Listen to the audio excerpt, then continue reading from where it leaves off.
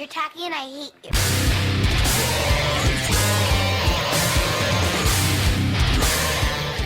Hello everybody, welcome to another video on the freaking internet. I mean, welcome guys to the a full set reveal day of Conspiracy. There's a bunch of good cards today, good cards over the weekend that I totally missed.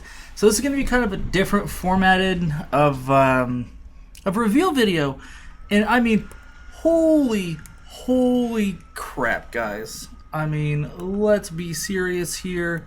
This is so spicy today. Let's get right into it. Alright, so this, kind of like I said, this is a different format for today. These are some of the reprints that are in this set. Holy balls! Beast Within, Birds of Paradise, Ghostly Prison, Horn of Greed, Platinum Angel, Psychosis Crawler. Wow, I can't even. These are such good reprints. I think out of these, like the first four, Beast Within, Birds, Prison, Horn of Greed, really good. Beast Within was getting up there, but it's just a great card. I mean, 2 and a green, instant, destroy a permanent.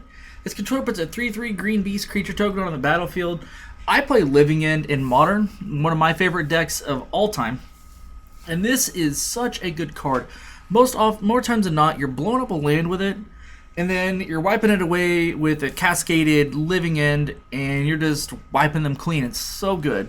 Birds of Paradise was just recovering from one of its lowest points, and with this reprint, I think it's gonna hurt the price quite a bit. But hey, you know what?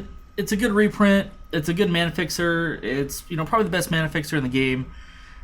Ghostly Prison. Wow, this was out of left field for me seeing this card. Creatures can't attack you unless their controller pays 2 for each creature he or she controls that's attacking you. 3 mana to do something like this. This can be backbreaking. I really like this in this format where it looks like it's just going to be a huge go wide or go die situations. Horn of Greed. Where a player plays a land, maybe draw a card. I love Horn of Greed. It's such a good card. Platinum Angel, of course, classic 7 mana for a 4/4 artifact creature angel with flying, and you can't lose the game and your opponents can't win the game. I don't know, guys. I'm just really in love with this set. Psychosis Crawler, probably none of you guys haven't heard of it. It's kind of a niche card. It was one of the intro pack rares for the set it came out in. It's 5 mana for an artifact creature horror. Its power and toughness are each equal to the number of cards in your hand. And whenever you draw a card, each opponent loses 1 life. Nekuzar fans, what else? Arjun the Shifting Flame, Mizzix. I mean, just cards in Commander that, commanders that just want to draw a bunch of cards. This is a great card to fit in, just because it gives you another way to close out the game. However, look at this! What is this set? What is this set even? Show and tell, guys. Show and tell. One of the best cards in the game of Magic. 2 and a blue for a sorcery. Each player may put an artifact, creature, enchantment, or land card from their hand onto the battlefield.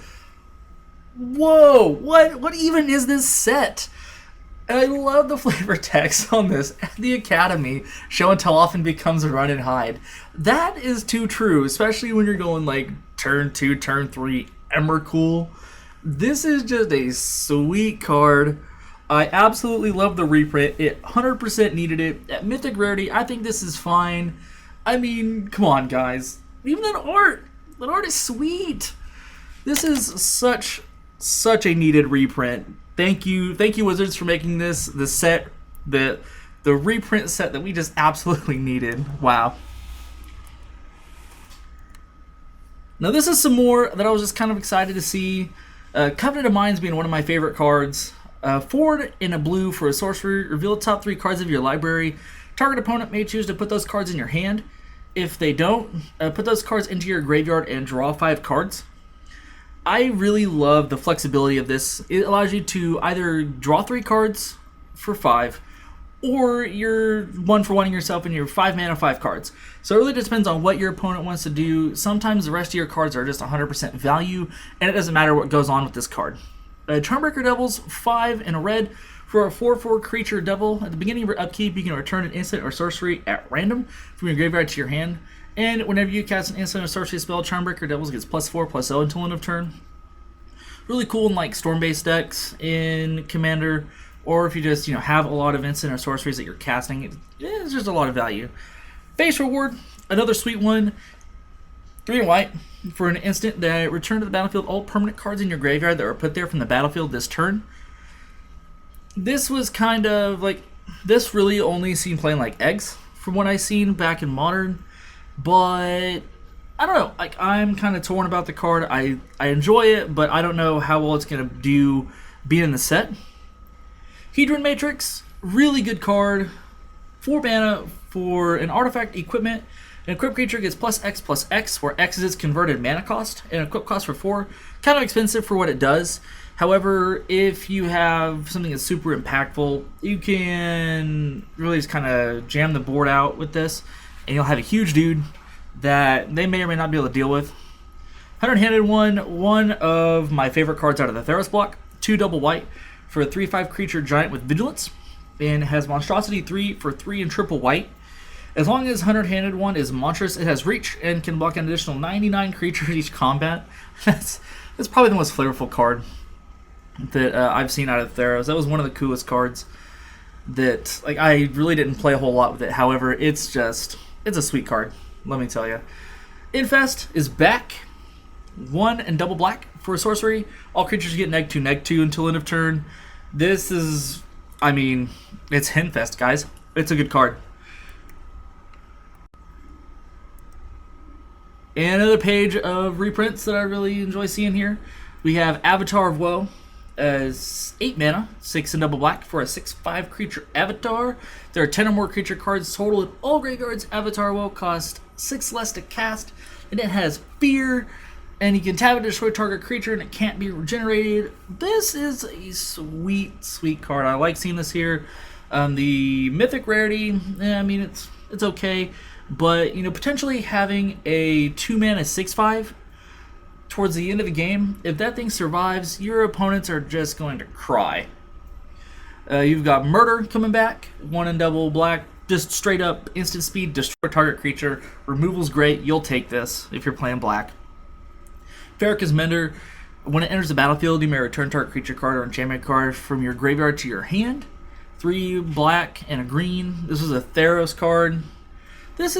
I really enjoy, a lot of the Theros block cards seen here. This is no exception.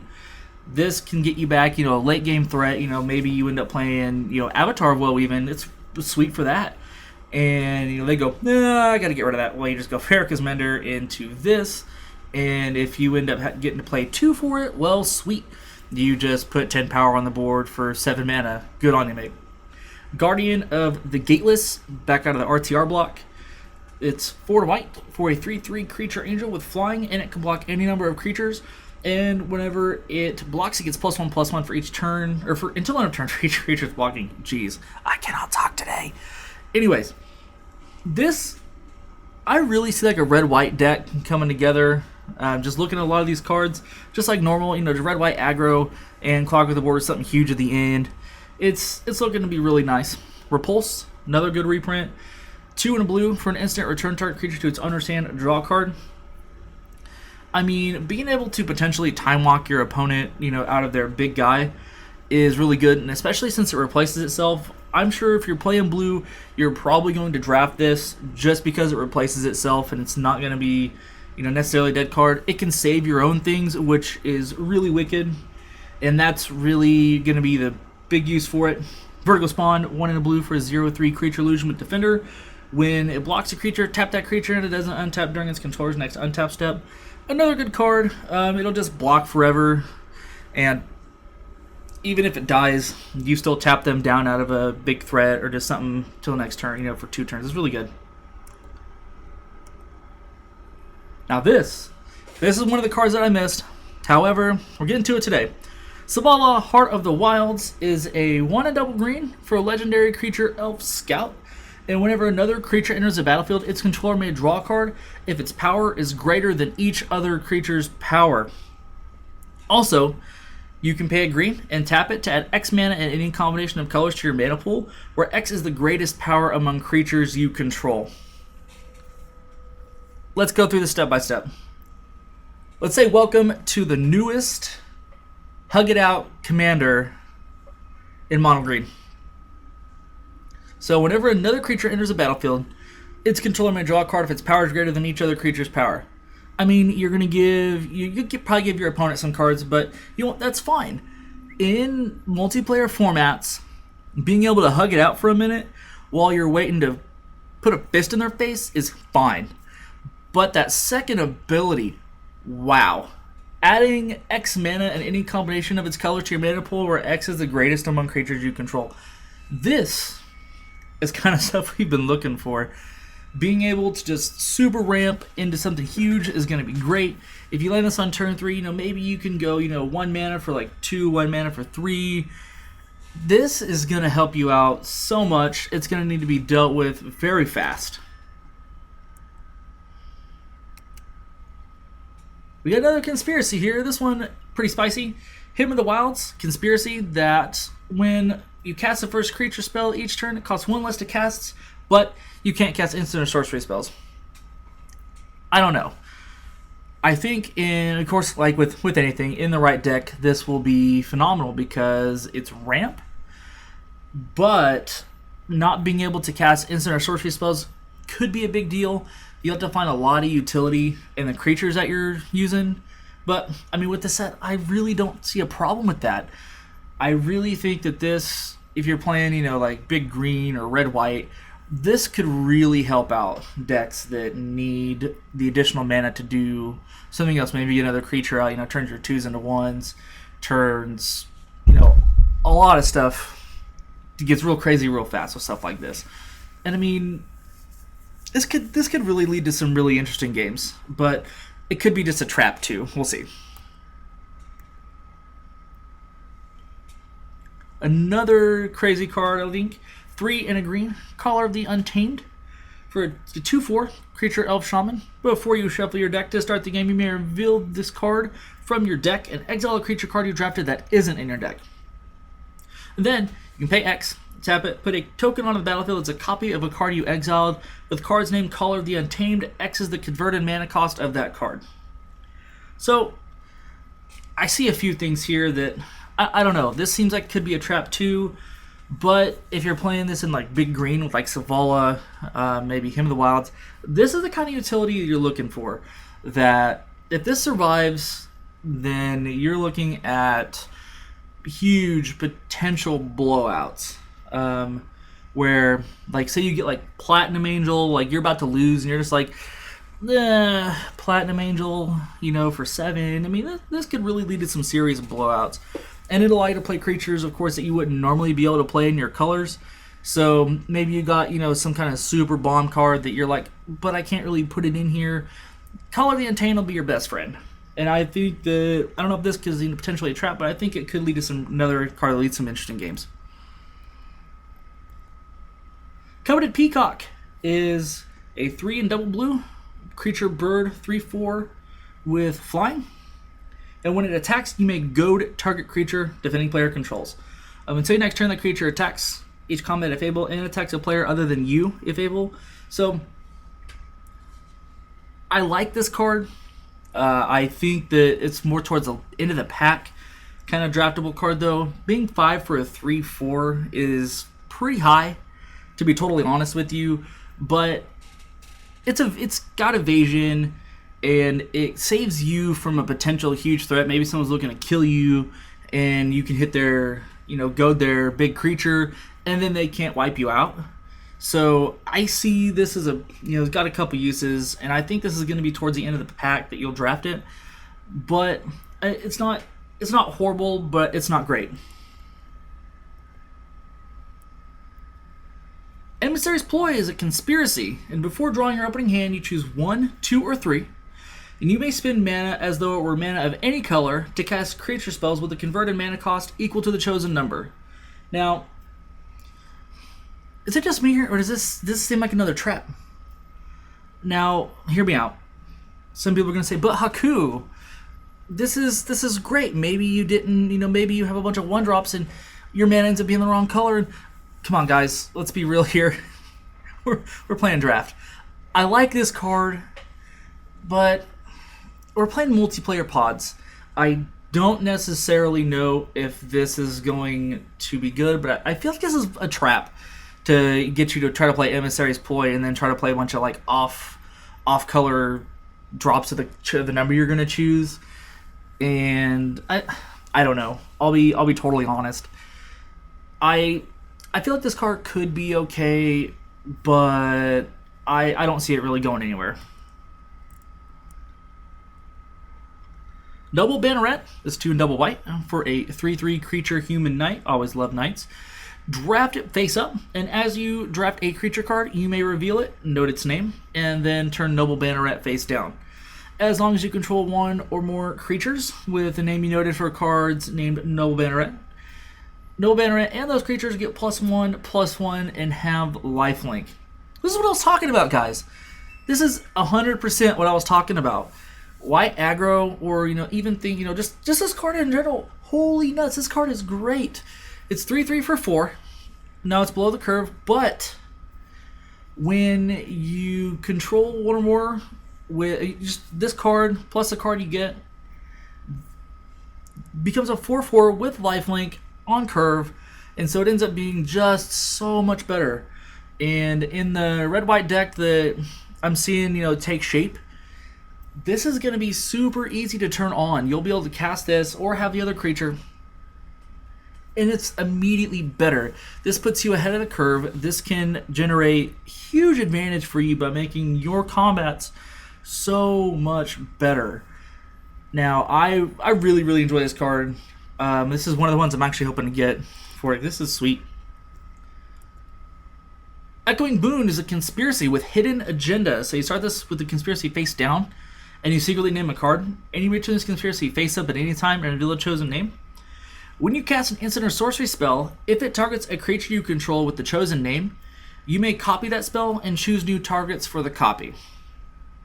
This is a card I can get behind. This is a conspiracy that I really enjoy. You're going for game win. You have your pump spells, and you're like, well, here we go.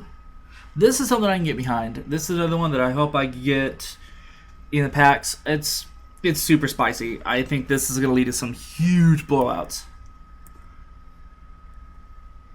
Adriana's Valor is another conspiracy with hidden agenda.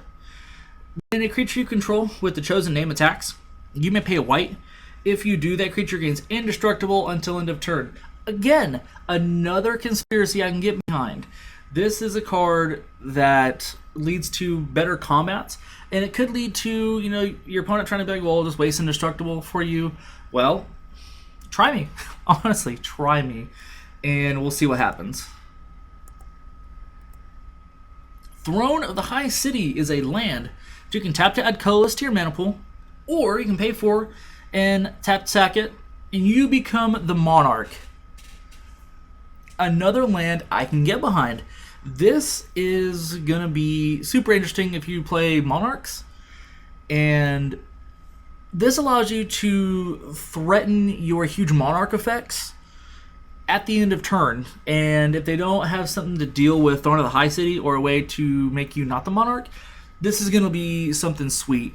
I think the card, the payoff cards for monarch are going to allow you to do some really crazy things, and this is going to lead to just the way to close out games with becoming the monarch and just being able to get there because you decided to crack this. I really, really like Throne of the High City. Zavala Stampede is 4 double green for a sorcery with Council's Dilemma. Starting with you, each player votes for wild or free. Reveal cards from the top of your library until you reveal a creature card. For each wild vote, put those creature cards onto the battlefield. Then shuffle the rest into your library. You can put a permanent card from your hand onto the battlefield for each free vote. Insanity. This will close out games. This is going to be, sure, it's random, but I really, really think this is going to start closing out some games. You'll play some big stuff. You're like, nope, here we go. So, in that both effects, this is almost like a one-sided one-sided show and tell plus Genesis Wave. This is crazy good. I like this, of course, in the right deck, but this is a crazy card. I think this is going to see Commander play Mael. Seriously, any green deck that I've seen that just wants to clog the board out, Gen Tokens, Mael, really anything. Just this is going to be like a staple forever in green. Regicide is 1 black for an instant. I love this card. Rule Regicide as you draft it. The player to your right chooses a color. You choose another color, then the player to your left chooses a third color. Destroy target creature that's one or more of the colors chosen as you drafted card's name Regicide. Wow. 1 mana removal. That's kind of strange, but let's be honest. Sure, it's when you draft it, but you're looking at sitting in a huge pod. This will be great. 1 mana removal spell that can potentially just win you the game. I really like this card, guys. Even at common, this will see hopefully get 2 or 3 of, and you'll be able to really just kind of close out some games or get some quick removal. Maybe save your next door neighbor from something stupid. But yeah, guys, tell me what you think in the comments. If there's any cards that you want me to cover before the set comes out at the end of the week, I would love to cover them. Thank you all for watching. Share me around, subscribe, comment, whatever. Hate me, love me, I don't care. But yeah, we'll see you in the next video.